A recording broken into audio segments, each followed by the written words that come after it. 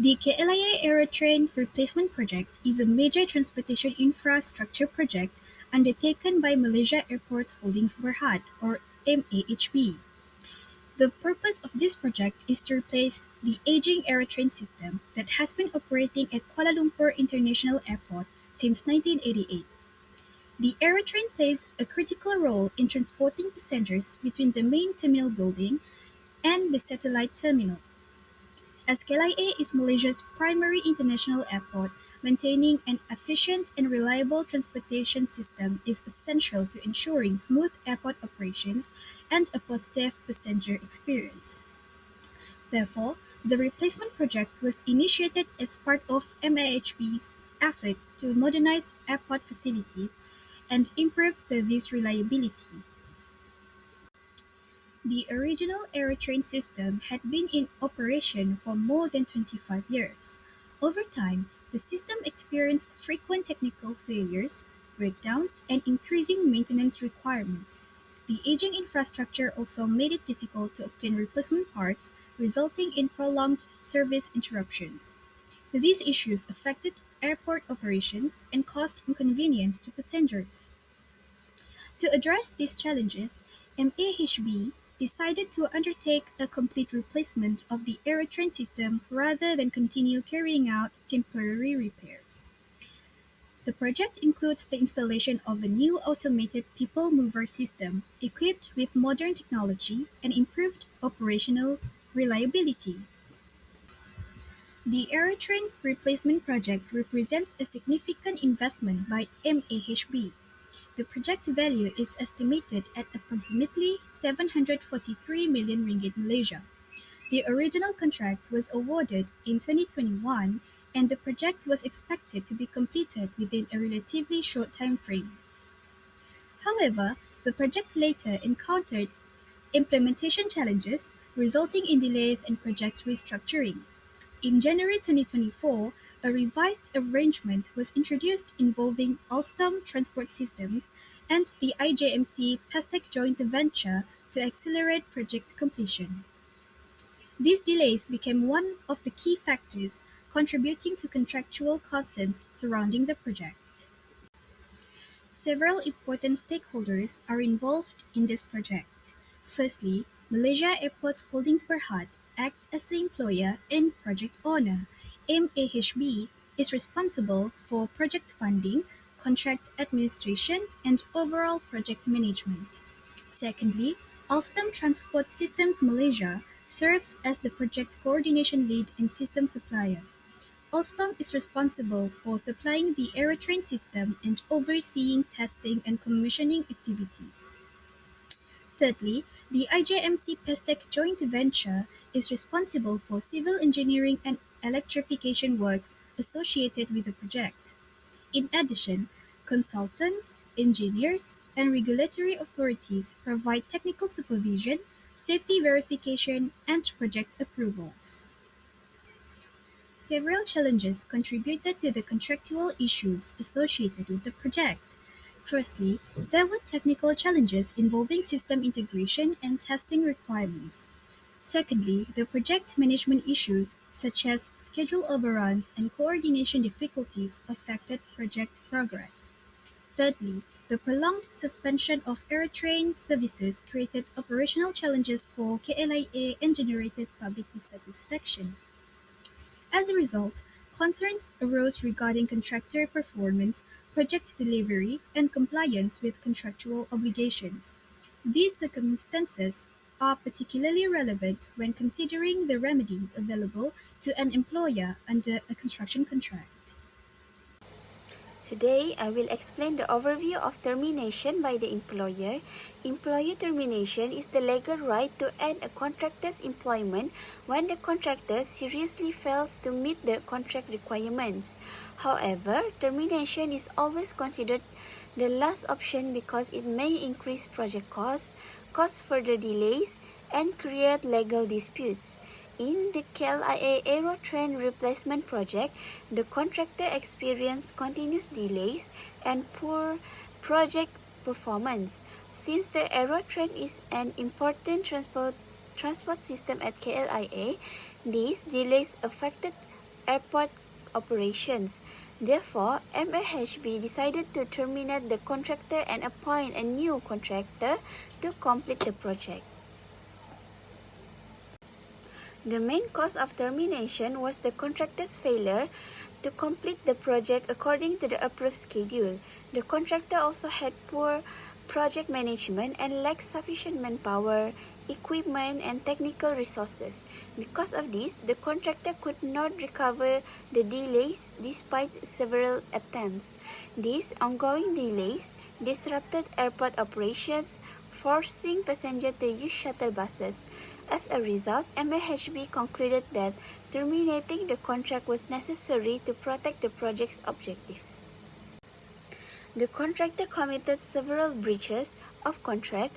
These included failing to maintain satisfactory progress, failing to complete the work on time, and not providing enough resources to carry out the project effectively.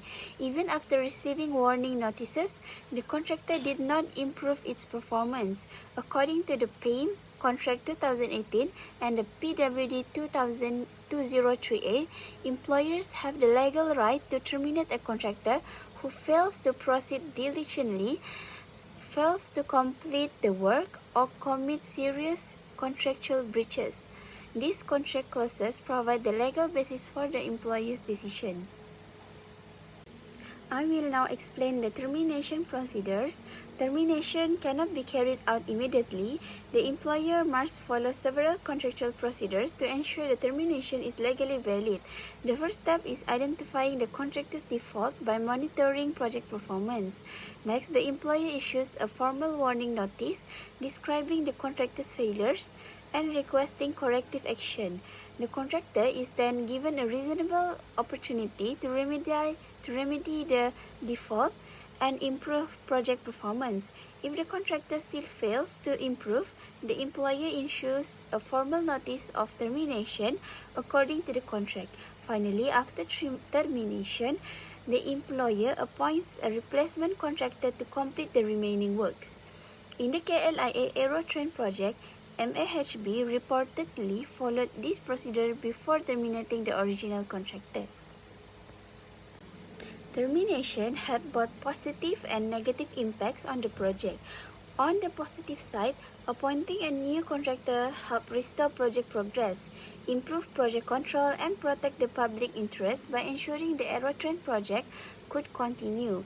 However, there were also negative impacts. The employer faced additional costs for the delays, possible legal disputes, and operational disruption because passengers had to continue using shuttle bus services. This case teach us several important lessons. First, contractors should be selected based not only on the lowest price but also on their experience, financial capability, and technical expertise. Second, employers should continuously monitor project performance so that the problems can be identified early. Finally, termination should only be used after all corrective measures have failed and must always follow the contractual procedures. Overall, although termination caused short-term challenges, it was necessary to protect the employer's interests and ensure the successful completion of this critical infrastructure project. Now, based on the explanation on the case study, let's see a critical parallel with the recent case law, specifically the case of Chu Chi-seong versus Champo Technology, Industrial Court, Award Number 418 of 2024. In this landmark case, the employer claimed that they had absolute discretion to vary contract terms and strip the employer of his key accounts, which effectively reduced his income by 70%. The industrial court laid down an invaluable principle, which is, even when a contract grants an employer the absolute discretion or unilateral rights, that power is not unlimited. It must be exercised reasonably, transparently, and in good faith. Arbitrary or punitive actions by an employer will be viewed by Malaysian courts as a breach of mutual trust, constituting constructive dismissal. Now, if we compare the case law with the KLIA error trend termination, we see a powerful similarities and contrast in procedural rigor. In the Champro case, the employer acted arbitrarily via a sudden email directive without prior consultation, leading to a major legal loss. Conversely, in the KLIA project, MAHB demonstrated strict procedural compliance. They didn't just abruptly terminate, they issue warnings, establish tracking mechanism, and follow the exact step process laid out in the contract clauses. Both cases teach us a vital lesson regarding revenue deprivation. Stripping a contractor or employee of their scope or income fundamentally alters the contract, and unless backed by strict factual evidence of default, it constitutes an unlawful breach. Finally, let's discuss the practical lessons gained from this case study as future QS and construction professionals. First, termination clauses must always be interpreted strictly according to the exact contractual requirements.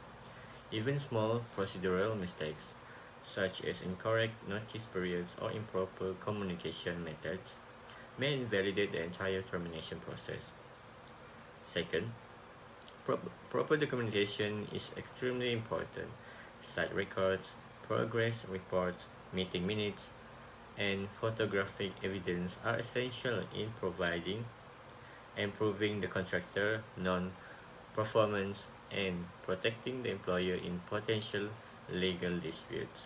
Third, the employer should always implement monitoring systems, warning notice, and pre-termination negotiation before proceeding with termination.